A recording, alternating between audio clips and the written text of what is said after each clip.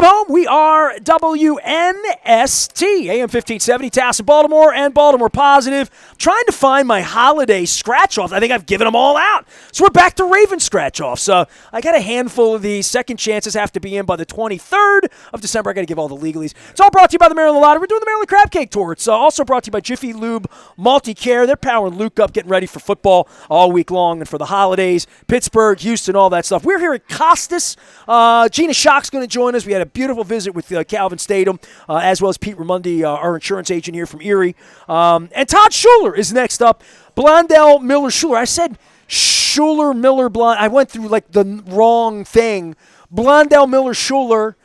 Todd Schuler here, former councilmanic man. And what's going on in our county, by the way? We're picking a new county executive, I guess. I mean, like, right? I didn't even really think to begin that with you. I was going to be like, hey, happy holidays. How about those Ravens? How's that law practice going in Essex and all that? But the Baltimore County Executive thing, and, you know, I haven't talked to Don about it, and when he was selected after the death of Kevin Kamenetz, but it is a little weird, and I've run into Johnny a couple of times, and, of course, you're close with Johnny O, and Johnny's done the show here and whatnot, lives in the neighborhood.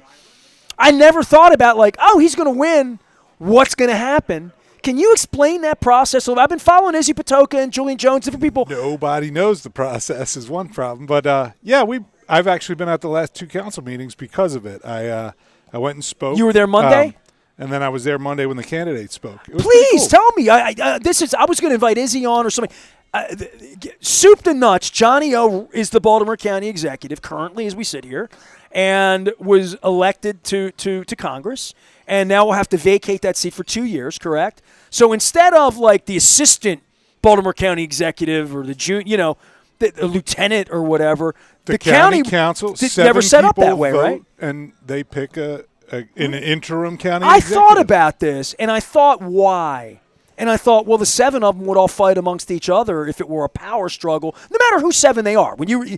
I'm pretty sure three of them are running for county executive in 2026, but I don't know that for sure. But that's good for them. That's the way it should be done. They'll get voted on. But this thing where they all get in a room and hash it out with somebody that doesn't own a business, right? Like somebody said to me, why didn't I put my name in that? Why own a business? There's a lot of parts of that. I know Barry Wood. A couple of these people have been on my show. Kathy Klossmeyer. Different people have been involved in this. What should citizens know? Because I don't think citizens know a whole lot about it. If I went through the bar here in Dundalk, we're in Baltimore County, I don't think people knew about any of this. This is the process as I am aware of it, which is they had a public meeting and they invited anybody to speak about not a candidate in particular, but what their priorities would be for a new county executive for the position for the next couple of years. They took that, they narrowed whatever list they had, 15 or 16 people that had put their name in. They narrowed it to 5, and they gave that 5 last Monday night, 15 minutes each to speak, and they didn't take questions. I went and I watched them speak. They're all very obviously impressive people. But yeah, the county council is going to select at some point from those 5 people the county executive. Is there a core? Is it in the codicils of Baltimore County government as to how this handles? If it's the same thing that happened with Don, right? I mean, exact thing that happened with Don. But it just happened very quickly and under incredible duress. Because Kamenetz had died, and so they Who selected was running Don the county the minute he dies? Who runs the county? There is the county administrative officer, who is the highest non-elected position in Baltimore County. And that individual, I believe, would assume at some point the county Don was the chief of staff for Kevin Kamenetz and got anointed kind of sort of weird way. And it was only about 8 months. It wasn't a long term, but this time around it's 2 years. And this is something that's been everybody knew Johnny was going to win from the minute he won the primary. You know what I mean? Like, presumed, yeah. You would have thought maybe they would have had a succession plan a little faster, given the time to plan for it. But it seems like any day the white smoke's going to go up and we're going to have a new county executive. In a really unique, I don't say awkward, weird, whatever. You got to do something. I don't know what the something is. I don't know that I ever really thought about what the something should be. The next scheduled county council meeting is January 6th. So they could go without a decision until well after the new year. How do you feel about the process as a citizen, as an elected, as a lawyer? I don't know what you don't have just an election and say. Well, they let me come speak and they let me beg for a bridge. You know, most important down here, right? What we can't afford and actually we've gotten some pretty good news recently that the most recent federal budget bill does fully fund the bridge, but I didn't know that 2 Mondays ago when I'm there saying. Well, we also know who's going to be running the country. We can get to that in a couple of minutes too. But if we have to. Yeah, I mean, well, it's a clown show. I don't know what else to say. I mean, I want to be the ambassador to Venezuela. If I gave enough money, I guess I could be. Our bridge is in that 3-month funding bill that went through Congress that, I love how funds you the call government. It our bridge. It is Nobody our bridge. in the audience we needs need to know bridge. what that is. You It's know our how important bridge. our bridge is? Look around you. I mean, Do you know how many people in here work across that bridge that's not there anymore? I'll bring Jen over here right now and talk about her beautiful life on the other end of that bridge, that she's had this job for 20 years here at Costas, and she has to go through the tunnel to get here every day. It's different. I could have brought the lovely Miss Allison in here who worked with me since the inception of Blondell, Miller, and Schuler as Blondell, Miller, and Schuler, whose husband works in Bowie, who no longer works for Blondell, Miller, and Schuler because that bridge went out. And she's down, in Charles County with her husband. He's not making a 2.5-hour commute every day. He was happy to go to Bowie, when she was working. They were working and living in Essex. So that's the kind of atrophy that I believe Well, you see it anytime you're on the northeast side of the Beltway this time of day. Morning and afternoon, there's just more cars. Right. And I don't know about that. I mean, I came here and had a tear and a beer the first night it went down. I mean, I was in Florida the morning it happened. I flew home, and I'm like, I feel like I had to do something. And I was sitting at the bar at Costas with people down in this neighborhood that night in March made me feel like it's the only thing I could do, It took our lifetime to rebuild this side of town when we lose steel, right? When we lose everything that manufacturing and steel that go on the east side. I love that the politician in him comes out because, I can do the horse racing guy, I can do the Calvert Hall guy, I can do the New Orleans music drinker guy, I can do all that with you, but you're best when you're being this guy. Seriously, you are. Ride down Eastern Avenue right now. I challenge anybody to ride down Eastern Avenue right now. By my office in Essex. It's beautiful. The signage is great. The businesses are banging. Everything's there. And it took a lifetime to get there. I started working in Essex in 2002, and I saw what decades of decay were, right? We've had decades of investment on the east side of Baltimore County, and they've paid off. And the way we recovered was these distribution centers, right? These logistics centers, right? They're there Trade Point because Atlantic. of their access to roads. They're there because they can take stuff off of ships, put them on roads, and spin them out, right? What happens when they don't have roads? That's the bridge. That's how important it is. And it's my business that takes workers' comp cases out of those, right? All of those folks work and they get hurt and they need lawyers and they need insurance companies to defend those claims. So those people need lawyers. And Royal Farm Store needs, sandwiches to sell these people, right? When that atrophies, and it can, if we don't have that bridge. Well, the first thing I was worried about down here was how many people are not going to be coming to Costas because the bridge, they're just going to get a crab cake or something on the other side of the bridge. They're going to eat in Pasadena. And I think the first night, it almost felt like it's sort of North Point Boulevard becomes sort of the road to nowhere. It becomes the road to nowhere. I mean, 702 down. Where are you going but around here, right? And unless we have that bridge. We're part of the circle with the bridge. I was going to talk to you about this. I mean, it's the holidays. I thought it was going to be like some Ravens and some. Todd Schuler's here, Blondell, Miller, Schuler, former reformed politician, I should say, recovering elected. Had a recovering sports media person yesterday with John Maroon. Recovering, reformed, no longer captured, whatever it is. The county and this new county executive. What did you say? You had 15 minutes. I mean, I'd give you 15 here. I told him I needed my bridge. I told him what I told you right now. I told him about the atrophy when I first arrived in Essex as a Hereford boy. So if you live in Owings Mills, you wouldn't know any of this, right? Wouldn't. You just wouldn't. Or live up in Hereford, up 83 or whatever, But I'm an Essex guy, like I've been here for 25 years now. We use that bridge. My wife works by the airport, like we kind of need it, and we're jammed up everywhere we're going. But most importantly, down here, like you said, that road to nowhere concept. If all we are is down here by ourselves and interacting with ourselves, we atrophy, we die on the vine. So I told that to the county council. And I hope that we have a county executive that is laser focused on getting that bridge built. And we did get some good news that we're in the federal budget now. But I don't particularly trust our federal leaders or our state leaders. Like, we need a county executive that's got that as their job. Yeah. Going to battle. I asked Johnny, I shouldn't probably say this, but I've never asked Johnny O for anything. You know, he's my roommate in Annapolis many, many years ago. But after the bridge went down, I was like, well, I know it's a lot to ask professionally, but maybe you could stick around, you know, like we kind of, you know. And he told me he's got, you know, we obviously need partners at the federal government, and I wouldn't begrudge him a career move like the U.S. Congress, but we need that kind of energy. We need somebody. We can't have somebody sitting at the Baltimore County Executive waiting office, for the check to arrive, right? Yeah, cutting ribbons and stuff. We don't have time for that. We've done too good. We've done too much to get where we are. If we were to lose that now, to slip our footing, it could be another lifetime before we're back. The bridge worries you more than anything about the county, like literally. Mark Miller said it the other day. It's the biggest thing that happened in 2024. In our lives, it's the biggest thing that happened in 24. We had the big national election. Obviously, you know how we feel the same way about Donald Trump and all this, you know, like the Ravens stubbing their toe against Kansas City, the Orioles stubbing their toe against, like the biggest thing that happened is we lost a bridge, a really big one, right in our community. A point of transportation, a point of commerce. Where were you when it happened?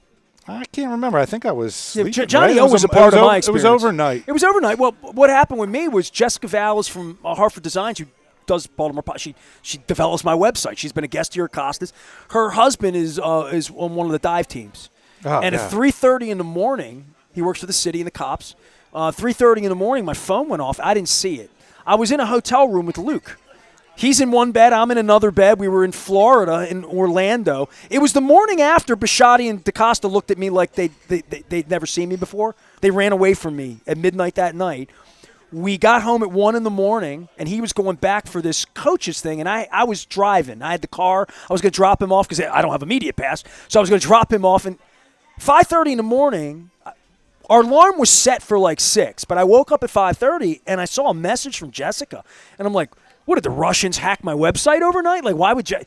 And she's like, hey, just want to let you know that. And I'm like, I put my glasses on. Luke's like sleeping in the other bed, and I look down on the phone, and like I'm on Twitter, and it looked like an AI, like a fake. Yeah. I went into I had to pee because I went into the bathroom with my phone, shut the door, Check and I'm looking your source, down, make sure it and I'm comes from a looking real at it. I'm source. like, I went back in. I climbed into bed and I started looking, and I said, Luke, man, you got to get up. You got to get up. He's like, okay. It was 20 minutes earlier than we were going to. He had to be at breakfast at 7 o'clock anyway. We were in Orlando. And I'm like, dude, the Key Bridge just went down. He's like, what? He grabbed his glasses. We're on our phone. I put on CNN. It was 5:45 a.m. And the first thing when CNN came, it's dark, was Johnny O. Johnny O was doing a thing, standing there. And I'm like, this is within a minute and a half of wake up, pee, who am I, Florida, where am I, that's Luke, television on, bridge down. What? Like, I'm like, this can't be. And then it's early days of COVID for a couple weeks there because the port's closed. You're like, when are they going to get the port open? Like, and when they do get the port open, when are they going to build a bridge? Dredging, all of that what stuff. What do we got to do to get back to normal? Yeah. It is a dangerous time commercially, I believe, you know. And I still believe. I'm comforted again by the news that that we're fully funded by the federal government, but I don't know what exactly the federal how that government works. means. I don't know what the federal government means anymore. The with the guy upfront coming in. cut- I no, watched yeah, of this act course. for 4 years. Yeah. I mean, I watched it for 4 years. Yeah. If Wes Moore says something bad about Donald Trump, then Lucy pulls the football up. it's and insane. Dundalk and Essex flip not, on our side. We're Absolutely. about to go into a place that we are familiar with that it's unspeakable. It is unspeakable. That people here anywhere would let that guy watch their children for an hour, let alone run this country. I've had a hard time pulling myself out of a really deep funk. It was weird. You know, I didn't consume news for a while. I'm back. I'm good. We got this. you know, like well, I you're could see the what he original is. fighter. You're the original sort of Dundalk Democrat to stand up and say this is not the way the country's going to be run. Well, and it's like, what's the alternative? Like cower and hide, you know? There's like the speech from the girl in the new Star Wars. It's like, right? What are we supposed to do? Beg for mercy? Like, no, we got to get in and fight. We got to stick up for America, right? Yeah, I don't know what this is. I mean, dude led an insurrection. I mean, dude should be in a prison. That's not rhetoric. That's law. He is a criminal. He is a felon. And there's no fix on that. There's no fix on juries in America. You know what I mean? Like I was very harsh and on family members and friends. Like I don't think I'd have judged people as hard if assuming he lost. You know, if you voted for him, you're like, and for whatever. my Republican friends, I'm not You're kind of a anti-Republican. cranky, I'm you know, anti-criminal. You know what I mean? Yeah, I'm yeah. anti-lying. How do you let this happen? Yeah, I like Dan Rodrickson and I got together 2 weeks ago, and he's written this many times, so it's not revelation. But he's like, all of these Baltimore people I meet, and we voted as a state, we didn't tolerate him. But I have plenty of people in my life who somehow think he's honest, more honest than me and Todd, which is insane. But the notion that everyone in here, especially in Dundalk, whoever's in Dundalk, you're not going to get over on me. Right. I'm smart. I'm a smart guy. Yeah, you're not going to yeah, get yeah. over. I've been through all kind of You're stuff. not getting over. You're not going to bullshit me. And I'm then from you Dundalk. got the world-class con man. It's And unbelievable. the flags are flying. It's just bizarre. an unbelievable thing from a Christian standpoint, and I was raised Christian, Catholic, Our Lady of Fatima. Me too. Carried the cross. I was I was an altar. This has nothing to do. I'm embarrassed by my Christian friends who think that this is Christian because it's not in any way. I'm embarrassed for my military friends who think that this guy is tough Patriotic. and capable of making grown-up decisions. It just goes on and on down the list. All my life as a hippie, Democrat, kind of liberal dude, right? Well, you're not good with God if you're that way, right? You're not really a patriot that way. You're not really that smart, and you obviously don't have a lot of money. Should I cut my hair? Cut my hair out? Yeah, Maybe no, but cut like my hair down that's a the little whole bit. shtick, right? Let's go hippie. Let's go full let your hippie. freak flag fly, Yeah, baby. baby. Thank you. But Took that off my was hat always and the said, lecture. "Imagine that."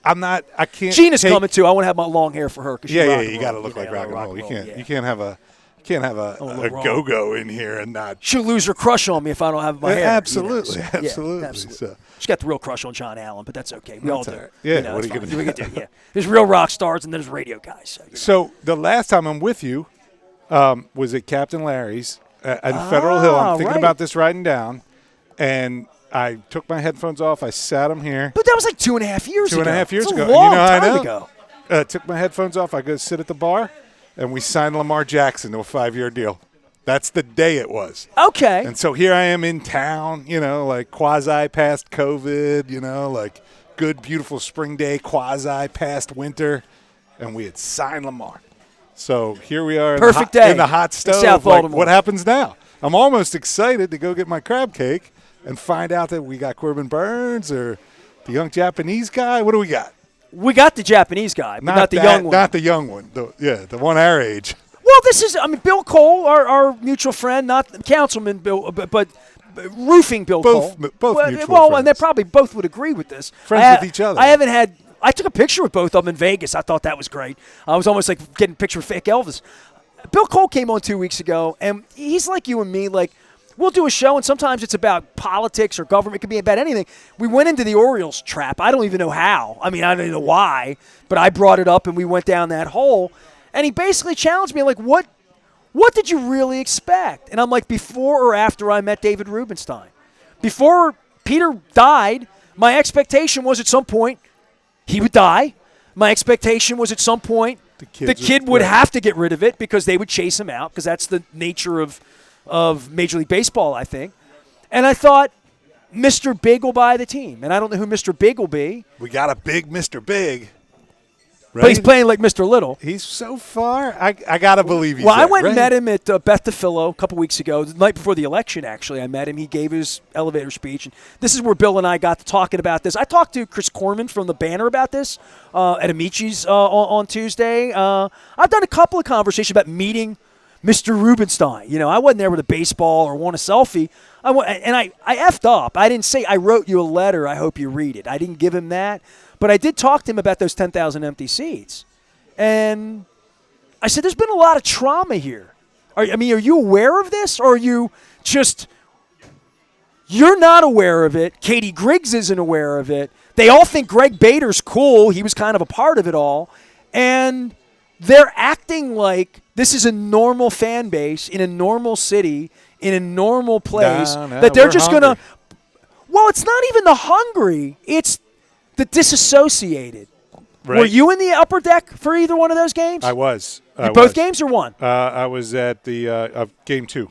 So the day they had the 10,000 empty seats, you were actually there. I was there. How do you – we never had how would you describe it to our fathers who love the Orioles if they came back and said after all this in Camden Yards and all that there were 10,000 empty seats at a playoff game? Guys that like the old buses out of a place like this or the old Bromwell Tavern or right, like places like that they would take buses to Colts games and stuff like that, right? It was nothing. It was a nothing burger. How would you understand that Camden Yards has been funded, built, this team's been good, they won 100, and they couldn't give tickets away for $10 for a playoff game? It was rough. I mean, 79 and 83 weren't like that. You know what I mean? In my childhood, in your mind, what are the Orioles going to be in this way? Well, I mean, we got to come back. Mark and I have Mark and I got some tickets this year. We're doing our corporate part. Yeah, we're going to do a little Blondell, Miller, and Schuler here and there. So you should have asked him for my press pass back before you bought the tickets. Probably, I probably would have. We wanted to get in. We wanted to get in. Like be those high dollar corporate. So when donors, they give me my press pass back, and everybody we can take credit for it. Right? Okay. We can take credit for it. But sounds like a tax write-off to me. But nonetheless, keep going. I'm scared. I'm scared we lose this window, right? We've got the Gunnar Henderson and the Adley Rutschman in place, right? Like it's there. Gotta get some pitching, dude. Gotta bring some horses in and win this while we can, Like it's been I'm 6 and 83. See, I know you're a little bit older. Listen, you're pretending you're Moeller right now. You're smarter than this. Talk about the money. Where's the money coming from for the team? Where's the media? Where are the people? What is Katie Griggs? What's on her blackboard right now? If you took dude, you run stuff, you right? You got to spend money. If they made you the president of the team, the president to run the business, wouldn't be a bad decision, by the way, because you're local and you know people. You know what I mean? All these teams are into hiring the head of Campbell's Soup to go run the Redskins, right? In Baltimore, you want to run the Orioles, you better have an artery to Costas in. You better have an artery into the community because Peter destroyed it for 30 years. Yeah, the relationships need to be rebuilt. But if you want the butts in the stands, you got to win baseball games. And if you're the Baltimore Orioles for 30 years, you've got to overpay to win World Series, right? We've got. So what about marketing team if you don't win? Well, you can't. They're already winning.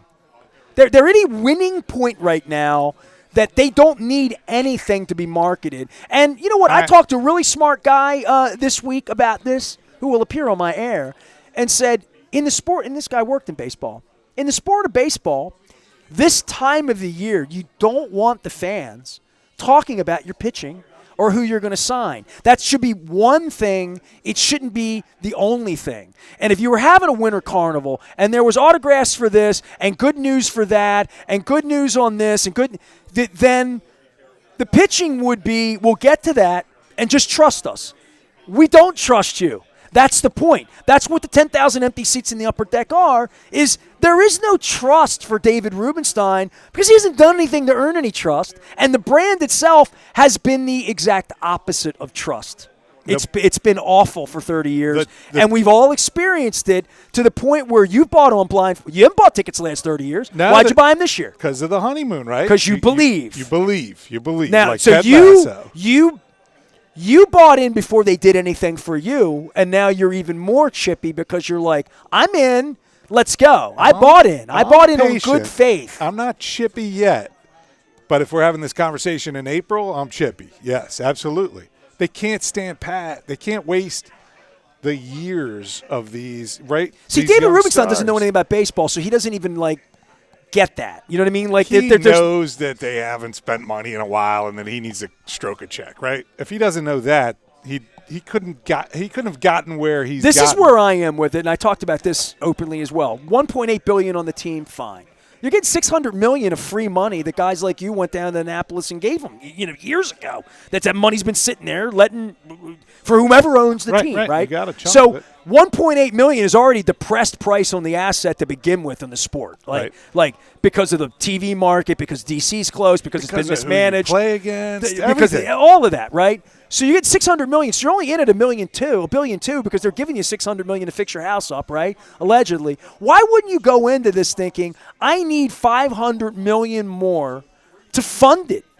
To just literally fund the organization with $500 million more, put it in, and say, look, we're going to play $100 million over revenue the next 5 years in an effort to get 38,000 people in an effort to get Costas to buy a bus, in an effort to get Blondell Miller Schuler to buy 8 season tickets instead of 4. Like, all of that has to happen. And I know that formula. And more than that, I know this city. The thing that really bothers me is they don't know the city. They don't know anything about their fan base. They don't have any. Greg Bader didn't know anything about the fan base. Greg Bader's the reason there are 10,000 empty seats up there. He's responsible. They were a part of this. The other thing was horrific. The team on the field, sometimes it was okay, sometimes it was really horrific. But the business itself and the support of businesses, whether they win or lose, whether they sign a pitcher or not, whether Gunnar Henderson stays 5 years or not, because they're not in control of that. They really aren't. If he doesn't want to be here, he won't be here, right? So it's not like football where they can just Lamar didn't want to be here. He didn't have a choice. They they boxed him in, and the other owners all got together and colluded, and the Atlanta Falcons didn't need Lamar Jackson, right? So that's the reality of this. The reality for me is, where's the money coming from, and what's the media going to be? How am I going to get the game? What are you going to charge me to get it? And not this Netflix, Apple TV. I got to get the game. I want to have every game on my app.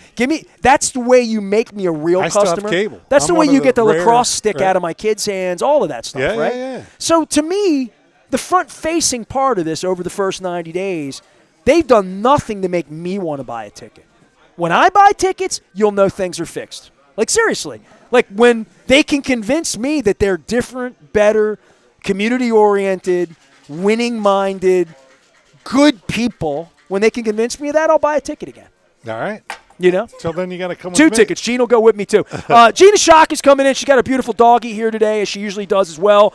We have rock and roll royalty here. Todd Schuler is here. Blondell Miller Schuler, former reformed, recovering politician you were still out politicking 48 hours ago trying to save the world. A little bit, yeah. Trying to get the bridge built down here. Give everybody the legal speech for you, because if you get in an accident or something like that, you need a guy like this. But you do more than that. And by the way, I'm not just pimping for him. Mark Miller, the Miller part, my childhood friend. Mark Miller, actually, his childhood home was 3 blocks from Gina Schock. So Mark Miller is from Gina's neighborhood and all that stuff. So we're all Dundalk together. But I've known Mark since 1979, and he's my business partner. He's your partner. We're right on Eastern Avenue in the heart of Essex. Come and see us. If we can't solve your problem, we know lawyers that can. We're mostly, if you're hurt. Can you get me my press pass back? They're not that good. They're not that good at Blondie. They're pretty good at Blondie, but they're not. My mini season ticket package probably not good enough, but yes. But yeah, we're right down Eastern Avenue. Ravens winning the Super Bowl or no? Why not? Yeah. Give the phone number. I want you to give the phone number. 410-687-7878. Or you can call me. I'll get you. Todd Schuler, Nestor. SCHULER. Did Calvert Hall win or lose against Loyola? All right, I got to go. It's been nice talking Ravens to you. tickets are brought to you from the Maryland Lottery, our friends at Jiffy Lube Multi-Care. It's always good to visit with you. You still having your Preakness party? And every year. Come on by. They got this Boardwalk Beach thing now. Maybe the Go-Go's will play down there. They got Def Leppard. Can we get them? Shinedown. I thought maybe the real Go-Go's party. are touring. The Go-Go's. I got the real Go-Go's. Yeah. So, all right. I'll do some go-go dancing. That's more of a DC thing. I'm looking forward to seeing your interview. The great Gina Schock will be next up. Hall of Famer and Dundalk. Don't drop the. Are you going to just drop that? Don't do that. I wouldn't drop your equipment. Just chill out. Let me give my speech here about the crab cakes and the. I got a crab cake hot. Is it up? Oh, those are your bags? Yeah, hell yeah. You taking your Browns fan wife a crab cake so she knows what's good around here? So she knows what's up. Yeah. How's that going? It's great. Come on, His wife's done a lot of suffering. Get up there for Christmas. And I don't just mean football. I am Nestor. We are WNST AM 1570, Towson, Baltimore. Back for more on the Maryland Crab Cake Tour. Stay with us. We're in Dundalk on Danny Costas.